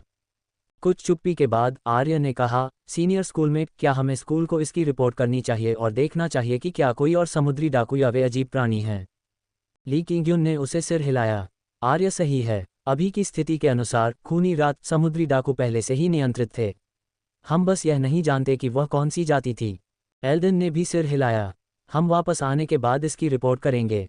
उन्हें बहुत जल्दी खा लिया गया। हम कोई जानकारी प्राप्त करने में सक्षम नहीं थे। ऐसा प्रतीत होता है कि वे बहुत मित्रवत नहीं हैं। ये सोचकर कि कैसे शक्तिशाली राक्षसों को एक पल में खा लिया गया, एल्डन डरा हुआ महसूस कर रहा था। मार्गरेट ने इस बिंदु पर सिर हिलाया। हम पहले कमांडर निंग से संपर्क करेंगे और फिर देखेंगे कि क्या हमने किसी को याद किया। मार्गरेट ने एक होलोग्राफिक संचार का उपयोग किया। इसके बाद निंगडाली का चिंतित चेहरा आकाश में दिखाई दिया। मार्गरेट, वे 3 राक्षस कहाँ हैं? मार्गरेट उसके सवाल पर सन रह गईं। उसने फिर भ्रम में पूछा, आपने इसे नहीं देखा? निंगडाली ने अपना सिर हिलाया। किसी कारण से स्क्रीन ने काम करना बंद कर दिया। आर्य और ललिता ने आश्चर्य में एक दूसरे को देखा। डॉन सिस्टम से इस जगह तक दूरी लगभग 10,000 प्रकाश वर्ष थी। यंगइंग को अभी भी डॉन सिस्टम में होना चाहिए। वह कैसे आए और 3 काले लबादे वाले राक्षसों को खा गई? एक कॉस्मिक रियल्म स्टेट प्राणी बहुत शक्तिशाली है। कोई आश्चर्य नहीं कि जब उसने नियंत्रण खो दिया तो उसकी चीख पूरी आकाशगंगा और यहाँ तक कि आगे भी कवर कर सकती थी। यह शायद यंगइंग की सीमा नहीं थी, लेकिन वे यह नहीं कह सकते थे। मार्गरेट ने कहा, कमांडर निंग का मिशन बस खूनी रात समुद्री डाकुओं से निपटना है ना? मैं स्कूल को 3 काले लबादे वाले राक्षसों के बारे में बताऊंगी। आपने देखा कि आकाश अंधेरा होने से पहले क्या हुआ, है ना? निंगडाली ने जल्दी से सिर हिलाया और मुस्कुराया। आपकी शक्तियां अद्भुत हैं। वे समुद्री डाकू आपके हाथों में कुछ भी नहीं थे। चूंकि वे नहीं चाहते थे कि वह काले लबादे की परवाह करे तो वह नहीं करेगा। वह वैसे भी नहीं चाहता था। वह बस एक कोर मार्शल स्टेट था। वह निंगकांग सिस्टम में मजबूत था लेकिन पूरे फेडरेशन में कुछ भी नहीं था। बहुत अधिक परवाह करना उसकी जान ले लेगा। उन खूनी रात समुद्री डाकुओं ने आत्मविनाश कर लिया था। वह पीड़ितों को एक संकल्प दे सकता था। बेशक अभी भी सजा होगी, लेकिन ये सबसे अच्छा अंत था। इसलिए वह अब बहुत बेहतर महसूस कर रहा था। मार्गरेट को तारीफों की परवाह नहीं थी। उसने अपने मिशन पर यह सब बहुत सुना था। दूसरों की भी यही भावनाएं थीं। मार्गरेट ने जारी रखा, चूंकि कमांडर निंग ने ये सब देखा है तो कृपया हमारे साथ सहयोग करें ताकि हम किसी भी चीज़ की तलाश कर सकें जिसे हमने याद किया हो। निंगडाली ने सिर हिलाया। ठीक है। 5 ने इस क्षेत्र में खोज शुरू की। ललिता की गॉड आर्ट और निंगडाली की तकनीक के साथ खोज काफ़ी तेज थी। कुछ घंटों बाद पूरे क्षेत्र की अच्छी तरह से खोज की गई और कोई भी समुद्री डाकू नहीं था जो बच गया हो। पांचों ने उस अंतरिक्ष यान को पूरी तरह से नष्ट कर दिया जिसे आर्य ने काटा था अपने उड़ने वाले जहाज पर लौटने और युद्धपोत पर वापस जाने से पहले। युद्धपोत के अंदर जैसे ही आर्य और अन्य उतरे, निंगदाली ने अपने चेहरे पर मुस्कान के साथ उनका अभिवादन किया। मैं आपकी मदद पाकर बहुत भाग्यशाली था। यदि उन पांचों के लिए नहीं होता तो उन 11 अपच ओपनिंग स्टेट समुद्री डाकुओं से निपटना इतना आसान नहीं होता। भले ही वह कर सकता, वे 3 काले लबादे बहुत खतरनाक थे। वह मजबूत नहीं था लेकिन उसकी कुछ गहरी आंखें थीं। टक्कर से वह बता सकता था कि वे 3 समुद्री डाकुओं से ज़्यादा मजबूत थे। अब तक निंगदाली का मानना था कि 3 काले लबादे वाले राक्षस पांचों द्वारा मारे गए थे। उसने उनकी शक्तियों को एक नई रोशनी में देखा। वे वास्तव में मानव जाति के शिखर प्रोडिजी थे। मार्गरेट मुस्कुराईं। आप बहुत विनम्र हैं कमांडर निंग। ली किंगयुन ने स्पष्ट रूप से कहा, कृपया पुष्टि करें कि हमने मिशन पूरा कर लिया है। इस आदमी का टीम के प्रति एक सामान्य रवैया था लेकिन उन कमजोर लोगों के लिए उसका रवैया ठंडा था। एल्डन मुस्कुराया, मेरा मानना है कि कमांडर निंग भी वापस जाने की जल्दी में है ना? निंगदाली ने उनके दृष्टिकोण पर ध्यान नहीं दिया और सिर हिलाया। जरूर, हम अब वापस जाएंगे। उन्होंने निंगकांग सिस्टम पर लौटने के लिए वार्प जंप का उपयोग किया और सत्तारूढ़ ग्रह पर आए। निंगदाली ने उनके मिशन के पूरा होने की पुष्टि की और डॉन नेटवर्क सत्यापन चरण में चला गया। जब तक सत्यापन पूरा हो गया था उन्हें मिशन पुरस्कार मिलेंगे। आर्य और उसकी टीम को विदा करने के बाद निंगदाली तुरंत इमारत छोड़ गया। उसके पास निपटने के लिए अपनी चीजें थीं। इसके साथ पांचों मुस्कुराए। एल्डन ने दांत दिखाए, यह मिशन मोड़ों से भरा था लेकिन हमने बहुत बड़ा इनाम कमाया है। 10 मिलियन शैक्षणिक क्रेडिट, हर कोई 2 मिलियन प्राप्त कर सकता है। ली किंगयुन ने भी मुस्कान दिखाए, ऐसा इसलिए है क्योंकि हम इस मिशन को पाने के लिए भाग्यशाली हैं। मार्गरेट ने अपनी पीठ खींची। उसकी खूबसूरत वक्रों ने एल्डन को देखने से रोकने में असमर्थ बना दिया। फिर वह मुस्कुराए, किंगयुन सही है, आमतौर पर ये मिशन ज़्यादा से ज़्यादा आधी राशि का इनाम देंगे।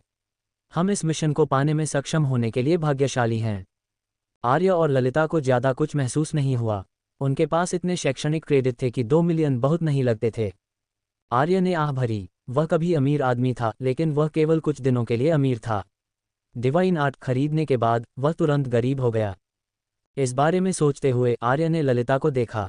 उसके पास भी 100 मिलियन शैक्षणिक क्रेडिट थे। वह सोच रहा था कि उसके पास कितना बचा है। क्या उसे अपनी शुगर मॉमी बनने के लिए कहना चाहिए? जैसे ही यह विचार सामने आया आर्य ने इसे मार डाला। कभी नहीं। ललिता आर्य के रूप से थोड़ा चिंतित महसूस कर रही थी। उसने भौहें सिकुड़ी। क्या हुआ? कुछ नहीं, मार्गरेट ने फिर कहा, ठीक है चलो वापस चलते हैं। जब आर्य ने उसके शब्द सुने तो उसने कहा, ओम सीनियर स्कूल में तुम लोग पहले वापस जाओ, मैं घर वापस जा रहा हूँ। घर जाओ? आर्य ने सिर हिलाया। मेरा घर यहाँ से 800 प्रकाश वर्ष दूर है। मार्गरेट ने पूछा, क्या तुम अकेले वापस जा रहे हो? किनारे पर ललिता ने कहा, मैं भी वापस जा रही हूँ। एल्डन ने दोनों को अजीब तरह से देखा। तुम्हारे घर एक ही जगह पर स्थित हैं। ललिता ने कहा, वही सौरमंडल। ओह, तीनों ने कुछ अजीब आत्मज्ञान में सिर हिलाया। आर्य और ललिता, वह निश्चित था कि ये लोग कुछ अजीब सोच रहे थे। मार्गरेट मुस्कुराईं, तो हम पहले वापस जाएंगे। हम तुम्हें शैक्षणिक क्रेडिट इनाम भेजेंगे। एल्डन ने सिर हिलाया, हम तुम लोगों को परेशान नहीं करेंगे। ली किंगयुन ने भी सिर हिलाया। यह इतनी बार हुआ था कि ललिता अब इसे समझाने में शक्तिहीन हो गई। समूह ने अपनी विदाई दी। बाद में आर्य और ललिता स्पेस स्टेशन के लिए उड़ गए। मार्गरेट ने उन्हें देखा और आह भरी। युवा होना वास्तव में अच्छा है। समान रूप से मेल खाने वाले साथी का होना अच्छा है। एल्डन ने उसके शब्दों पर दांत दिखाए। मार्गरेट, क्या तुम ईर्ष्यालु हो? ये देखते हुए कि हम विश्वविद्यालय के अपने आखिरी साल में हैं, हम एक साथ रहने की कोशिश क्यों नहीं करते? ली किंगयुन ने उपहास किया। एल्डन, तुम एम्परर कैपिटल एकेडमी के छात्र हो। तुम यहाँ क्या कर रहे हो? दफा हो जाओ। इसका स्कूल से क्या लेना देना है? क्या तुम्हें लगता है कि मैं तुम्हारे सिर को तुरंत नहीं हरा सकता? पफ्ट, 2 आंखें चौड़ी हो गईं और मार्गरेट ने उन पर नजर डाली, ये सोचते हुए कि वे गूंगे लोग लग रहे थे। क्या तुम लोग अभी भी वापस जा रहे हो? और इसके बारे में सोचना भी मत, तुम दोनों मुझसे कमजोर हो। जल्दी करो और पहले कल्टीवेट करो। ये सुनकर उनकी आंखें चमक उठीं।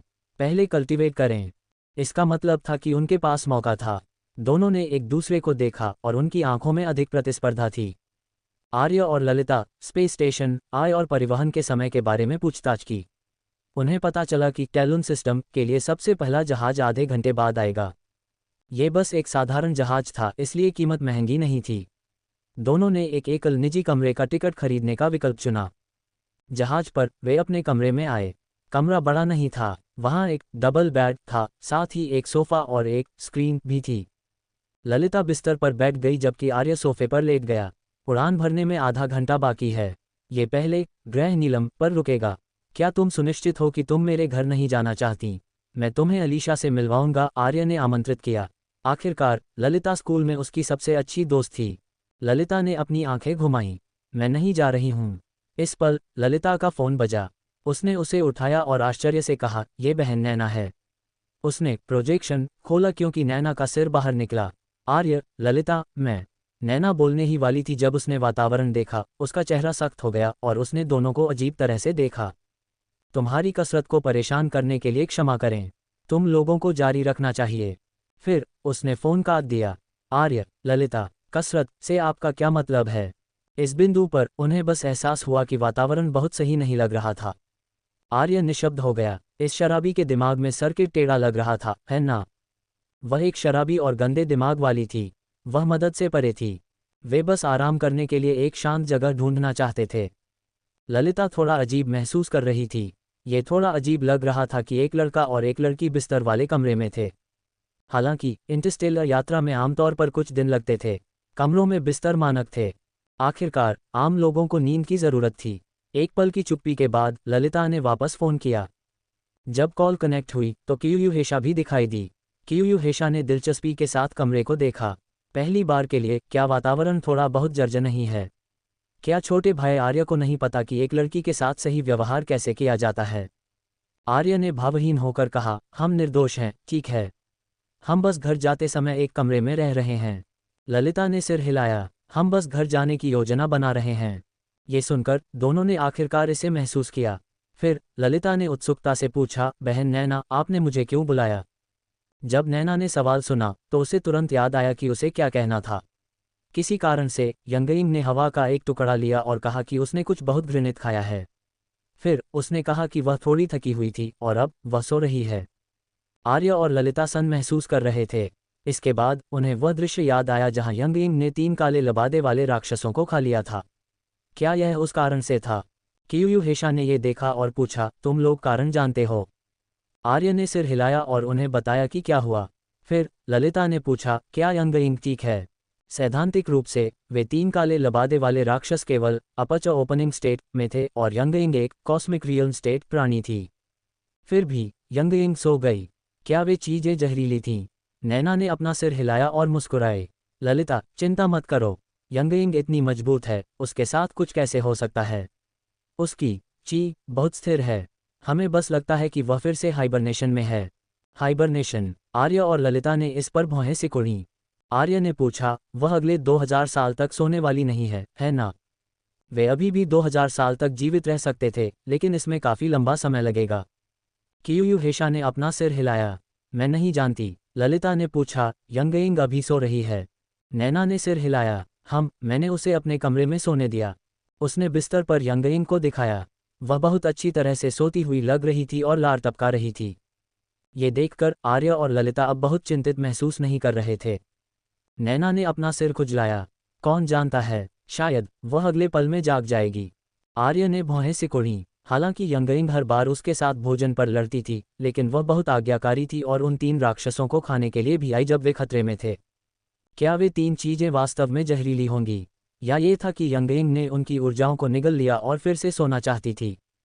कोई नहीं जानता था क्योंकि उनमें से किसी ने भी पहले कभी यंग स्टार स्पिरिट नहीं रखा था।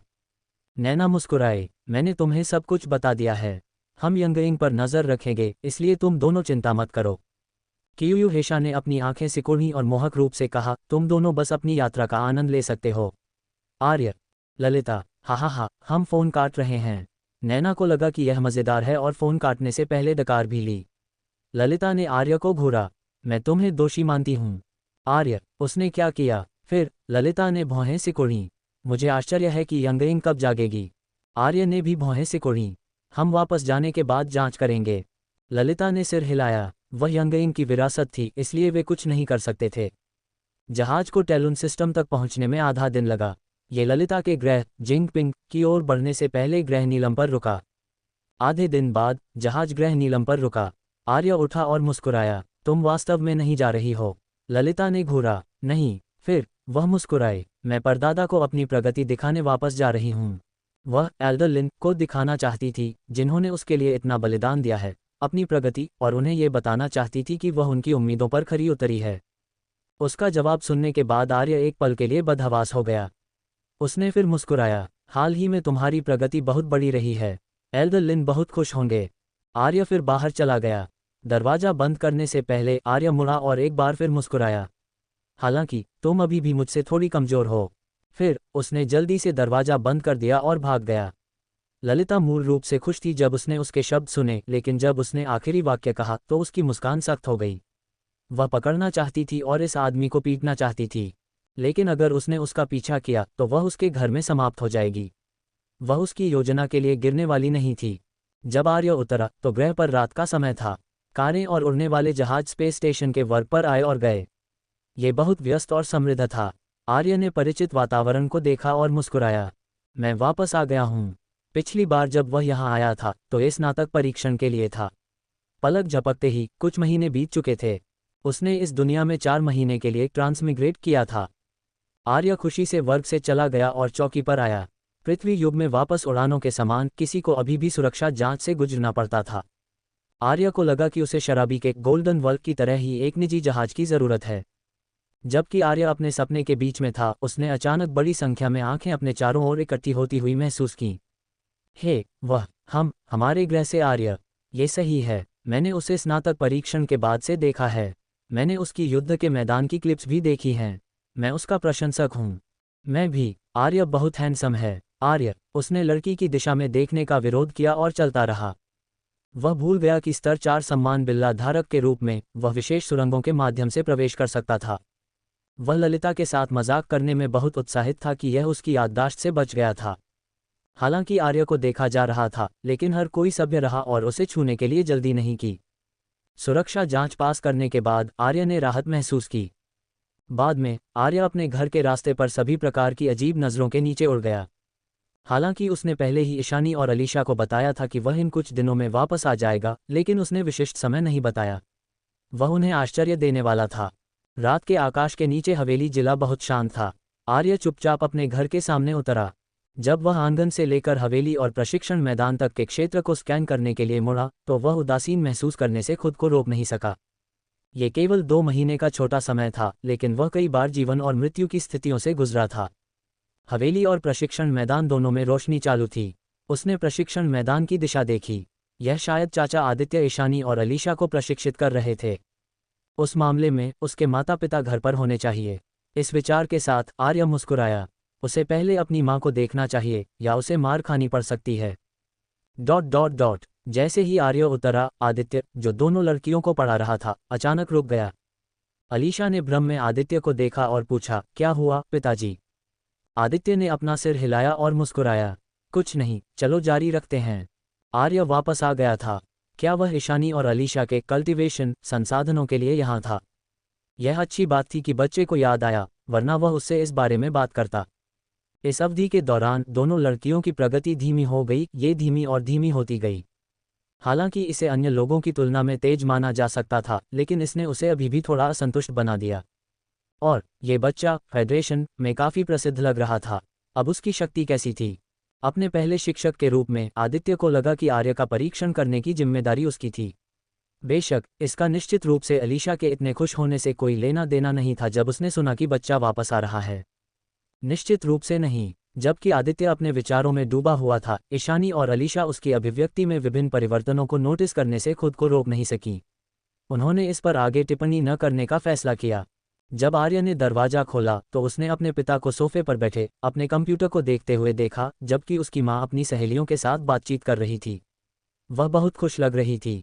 दोनों ने दरवाजा खुलने की आवाज़ सुनी थी, लेकिन वे केवल इसे आदित्य के प्रशिक्षण को जल्दी समाप्त करने के लिए जिम्मेदार ठहरा सकते थे। उन्होंने आश्चर्य में अपना सिर मोड़ा। क्या उनका कल्टीवेशन अभ्यास आज इतनी जल्दी समाप्त हो गया? हालांकि जब उन्होंने आर्य को अंदर चलते देखा तो पिता और माँ एक पल के लिए बदहवास हो गए। आर्य ने अपना सिर खुजलाया। मैं वापस आ गया हूँ। माहौल थोड़ा अजीब हो गया। क्या उसने कुछ गलत किया, या ये था कि उसके माता पिता उसे पहचान भी नहीं सकते थे? बिल्कुल नहीं। ये सुनकर पिता और माँ ने आखिरकार प्रतिक्रिया दी। माँ की आंखें लाल हो गईं। फिर वह आर्य को गले लगाने के लिए कूद पड़ी। अच्छा लड़का, तुम अचानक वापस कैसे आए? उसने आर्य के बालों को रगड़ा और मुस्कुराए। अगर मुझे पता होता कि तुम पहले वापस आ रहे हो तो हम रात के खाने के लिए तुम्हारा इंतजार करते। मैं अलीशा के साथ खाना बनाना सीख रही हूँ और मेरा खाना पकाने का कौशल बहुत बेहतर हो गया है। आर्य ने राहत महसूस की। उसने लगभग सोचा कि उसने स्थिति को गलत तरीके से पढ़ा था। इससे पहले कि वह बोल सके, माँ ने कहा, मैं तुम्हारे लिए तुम्हारा पसंदीदा व्यंजन पकाने जाऊंगी। फिर वह खुशी से रसोई की ओर भागी। पिता थोड़ा ईर्ष्यालु था। उसके और बेटे के बीच व्यवहार में असमानता क्यों थी? वह काफी खुश था कि आर्य पहले वापस आ गया था, लेकिन वह इस बिंदु पर इसे वापस लेना चाहेगा। पिता ने अपना कंप्यूटर नीचे रखा और कहा, तुम वापस आ गए हो। आर्य मुस्कुराया और सिर हिलाया। पिता ने एक पल के लिए आर्य को घूरा और कहा, युद्ध के मैदान पर। पिताजी को तुम पर गर्व था। उनके शब्दों के कारण आर्य शर्मिंदगी में मुस्कुराया। मैं बस वही कर रहा था जो मैं कर सकता था। इस बूढ़े आदमी ने फोन पर इस तरह उसकी तारीफ नहीं की। अब वह जानता था कि लोगों की तारीफ कैसे की जाती है। हुँ, बुरा नहीं, कम से कम प्रगति तो हुई। फिर पिता ने आर्य को घूरा। मुस्कुराओ मत, तुम नहीं जानते कि तुम्हारी माँ कितनी चिंतित थी। आर्य का मुंह हैंग गया। पिताजी, आपने कहा है। पिता ने अपना मुंह खोला और फिर आर्य के कंधे को थपथपाया। तुम अब बड़े हो गए हो। तुम्हारे अपने फैसले होने चाहिए। बस उन पर पछतावा मत करना। आर्य ने गंभीरता से सिर हिलाया। इसके बाद पिता के सुंदर चेहरे ने एक कामुक मुस्कान दिखाई। मुझे इसके बारे में बताओ, तुम अब स्कूल में काफ़ी प्रसिद्ध हो, है ना? क्या कोई लड़कियां हैं जिन्हें तुम पसंद करते हो? तुम हमारे लिए एक वापस क्यों नहीं लाते? आर्य निशब्द था। आपने अभी तक हार नहीं मानी है। यह आदमी हमेशा उसके लिए गर्लफ्रेंड ढूंढना चाहता था। हर बार जब वह इस बारे में बात करना चाहता था तो आर्य जल्दी से फ़ोन काट देता था। पिताजी ईशानी के लिए बहुत मेहनती थे। क्या पिता अपनी बेटियों की बात आने पर नियंत्रण रखने वाले थे? चाचा आदित्य भी ऐसे ही थे। पिता ने उसे घूरा। मैं ये तुम्हारे फायदे के लिए कह रहा हूँ। अब समय आ गया है कि तुम एक गर्लफ्रेंड ढूंढो। फिर उनकी आंखें चमक उठीं। युद्ध के मैदान की वह छोटे बालों वाली लड़की काफ़ी सुंदर है। वह तुम्हारे काफ़ी करीब लगती है। आर्य, उसे अब आखिरकार नैना का आतंक समझ आया। वह केवल 18 साल का था। क्यों? ये देखते हुए कि आर्य जवाब नहीं दे रहा था, पिता फिर बोले, और अलीशा, हालांकि आदित्य ने इसे एक बार खारिज कर दिया था, लेकिन मुझे अभी भी विश्वास है कि तुम इसे कर सकते हो। आर्य, वह पहले से ही कल्पना कर सकता था कि आदित्य उस पर दोस्ताना तरीके से मुस्कुरा रहा है। आधे घंटे बाद पिता ने बेजान आर्य से कहा, मैं तुम्हें बताता हूं कि मैंने तुम्हारी माँ का पीछा कैसे किया। पफ। आर्य ने भावहीन होकर सुना कि अब तक दोनों कैसे शुरू हुए। इस पल माँ वापस आए और पिता को अपने अधीन कर लिया। उसने लाल चेहरे के साथ पिता को घूरा और फिर आर्य पर मुस्कुराए। अच्छा लड़का, रात का खाना खाओ, ये तैयार है। आर्य की आंखें चमक उठीं और वह मुस्कुराया। माँ दुनिया की सबसे खूबसूरत महिला है। माँ वास्तव में रक्षक थी। आर्य ने अपनी चॉपस्टिक्स नीचे रखीं, संतुष्ट महसूस कर रहा था। परिचित स्वाद, यह अद्भुत था। माँ मुस्कुराए। ये कैसा है? क्या यह अच्छा है?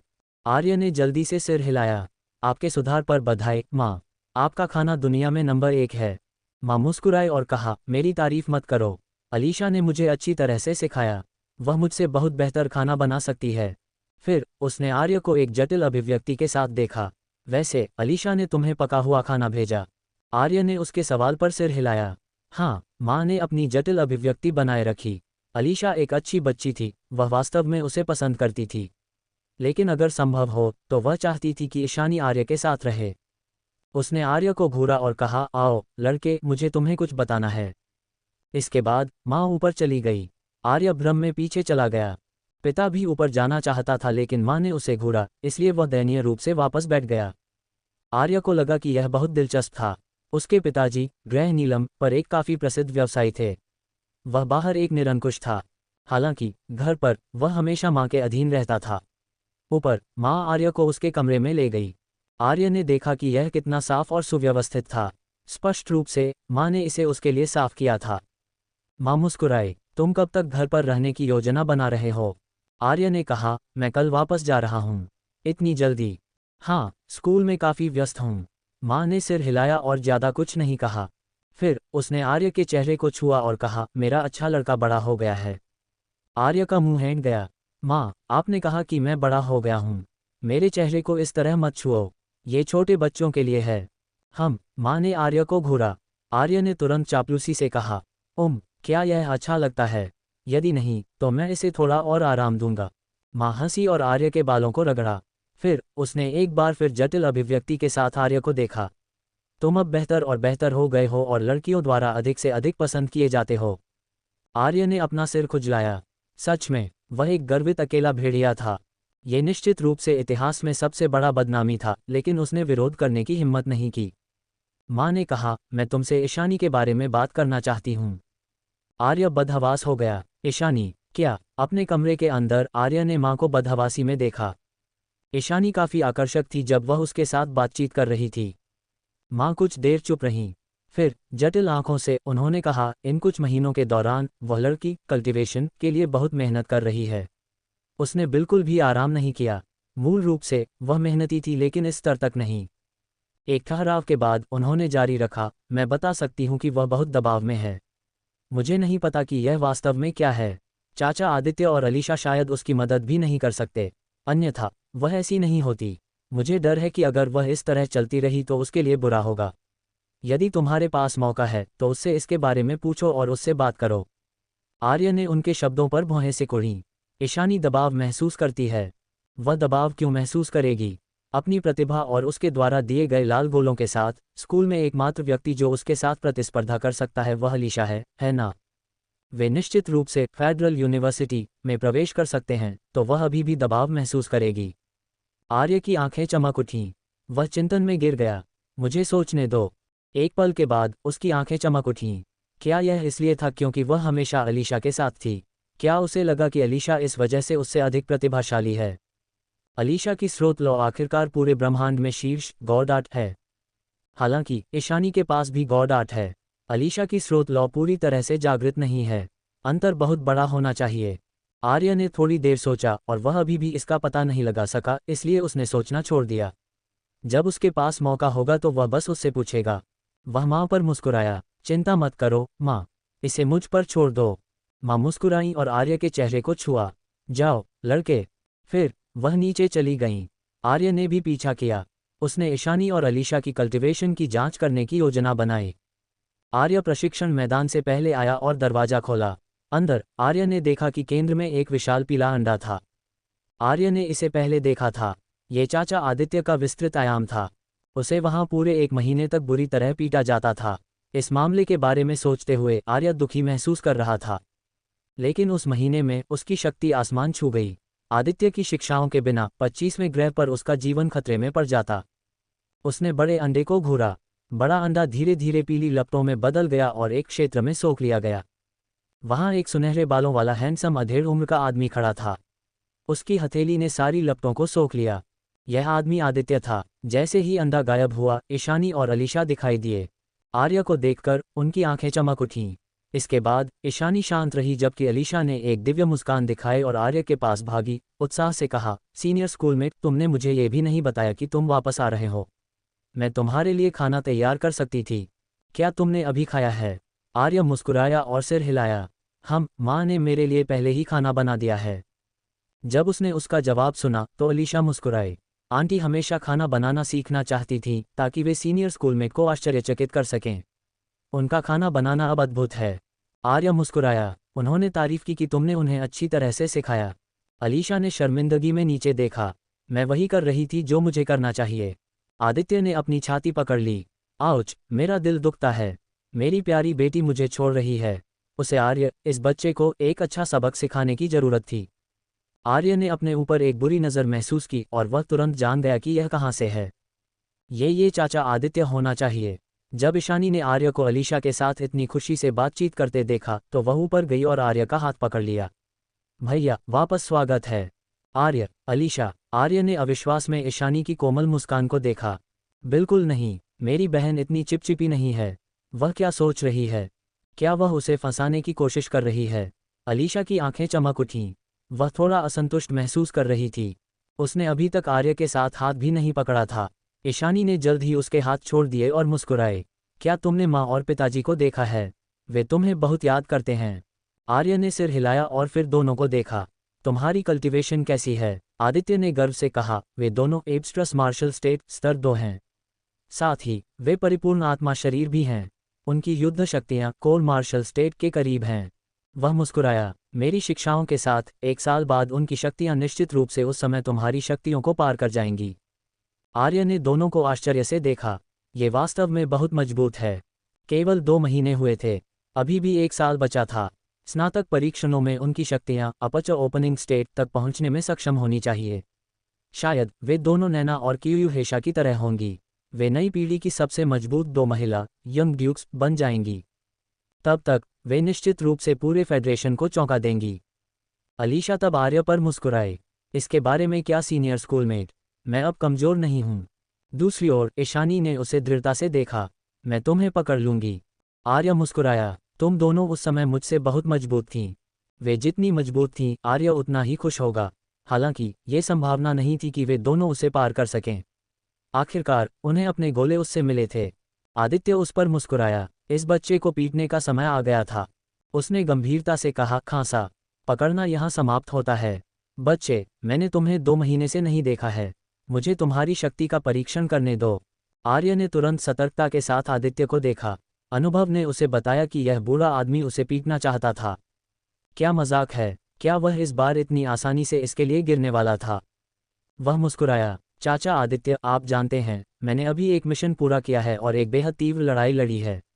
मैं अच्छे से आराम करने की योजना बना रहा था। आदित्य उसके जवाब से बिल्कुल भी हैरान नहीं था। उसने सिर हिलाया और अफसोस के साथ कहा, मैं व्यक्तिगत रूप से तुम्हारे लिए स्पिरिट फूड पकाने की योजना बना रहा था यदि तुम्हारी शक्ति मेरे मानक तक थी। तुम्हें पता है, मैंने अलीशा को सिखाया। वह बहुत प्रतिभाशाली है, लेकिन उसमें कुछ अनुभव की कमी है। आदित्य ने अपना सिर हिलाया और जाने की योजना बनाई। लेकिन अब क्या अफसोस? आर्य, उसने अविश्वास में आदित्य को देखा। इतना क्रूर दिल, उसे भोजन के साथ लुभाना। वह खांसा और कहा, चाचा आदित्य मेरे पहले शिक्षक हैं। अब जब मैं वापस आ गया हूं, तो निश्चित रूप से मुझे अपने शिक्षक को अपनी प्रगति बताने की आवश्यकता है। हालांकि मैं अब बहुत थक गया हूं, लेकिन शिक्षक आदित्य के लिए मैं अभी भी लड़ सकता हूं। आदित्य ने आर्य को चिंता से देखा। सच में, तुम्हें खुद को मजबूर करने की जरूरत नहीं है। आर्य ने अपना सिर हिलाया, मैं तैयार हूं। फिर उसने परीक्षण किया। विशिष्ट शर्तें क्या हैं? यदि यह बहुत अधिक था, तो वह कार्य करेगा कि वह भारी घायल था। ईशानी, अलीशा। ईशानी ने आह भरी, बेवकूफ आर्य, वह मदद से परे था। अलीशा की आंखें चमक उठीं। ऐसा लग रहा था कि भोजन का आर्य पर उससे अधिक प्रभाव था जितना उसने कल्पना की थी। उसके पास कुछ साहसिक विचार थे। आदित्य मुस्कुराया, 400 अपचर के साथ अपचर ओपनिंग स्टेट और मैं तुम्हारे लिए एक व्यंजन पकाऊंगा। 500 अपचर के साथ अपचर ओपनिंग स्टेट और मैं तुम्हारे लिए एक पूरी मेज पकाऊंगा। उसे लगा कि चाहे ये बच्चा कितना भी प्रतिभाशाली क्यों ना हो, दाओ आत्मज्ञान कक्ष कल्टीवेशन के 1 महीने के साथ भी ऐसा कोई तरीका नहीं था कि वह 500 अपचर के साथ अपचर ओपनिंग स्टेट तक पहुंच सके। इस बच्चे को पीटने का मौका पाने के लिए एक व्यंजन का उपयोग करना, ये बहुत लायक था। आदित्य ने बहुत अच्छा महसूस किया। आर्य की आंखें भी चमक उठीं। 500 अपचर के साथ अपचर ओपनिंग स्टेट और उसे स्पिरिट फूड की एक मेज मिलेगी। ये बहुत अच्छा था। उसने जल्दी से अपने चेहरे को नियंत्रित किया और एक गंभीर अभिव्यक्ति बनाए रखी, हंसने की कोशिश नहीं कर रहा था। फिर उसने ऐसा काम किया जैसे वह व्यथित था। अंततः उसने अपने दांत भींचे और आदित्य को सिर हिलाया। उस मामले में चाचा आदित्य को 500 अपचर के साथ अपचर ओपनिंग स्टेट से अधिक शक्ति का उपयोग नहीं करना चाहिए। आदित्य बेहद खुश था, ये देखकर कि आर्य चारे के लिए गिर गया। उसने अभी भी चिंतित अभिव्यक्ति के साथ आर्य को देखा। क्या तुम सुनिश्चित हो कि तुम्हें आराम करने की जरूरत नहीं है? उसने अपने छात्र के लिए अत्यधिक चिंता दिखाई। आदित्य ने उपहास किया, उसने कुछ अभिनय किताबें पढ़ीं। आर्य ने दृढ़ता से सिर हिलाया, चिंता मत करो शिक्षक, मैं ये कर सकता हूँ। आदित्य ने आह भरी, तुम बहुत जिद्दी हो। उस मामले में चलो शुरू करते हैं। ईशानी और अलीशा, बेवकूफ़,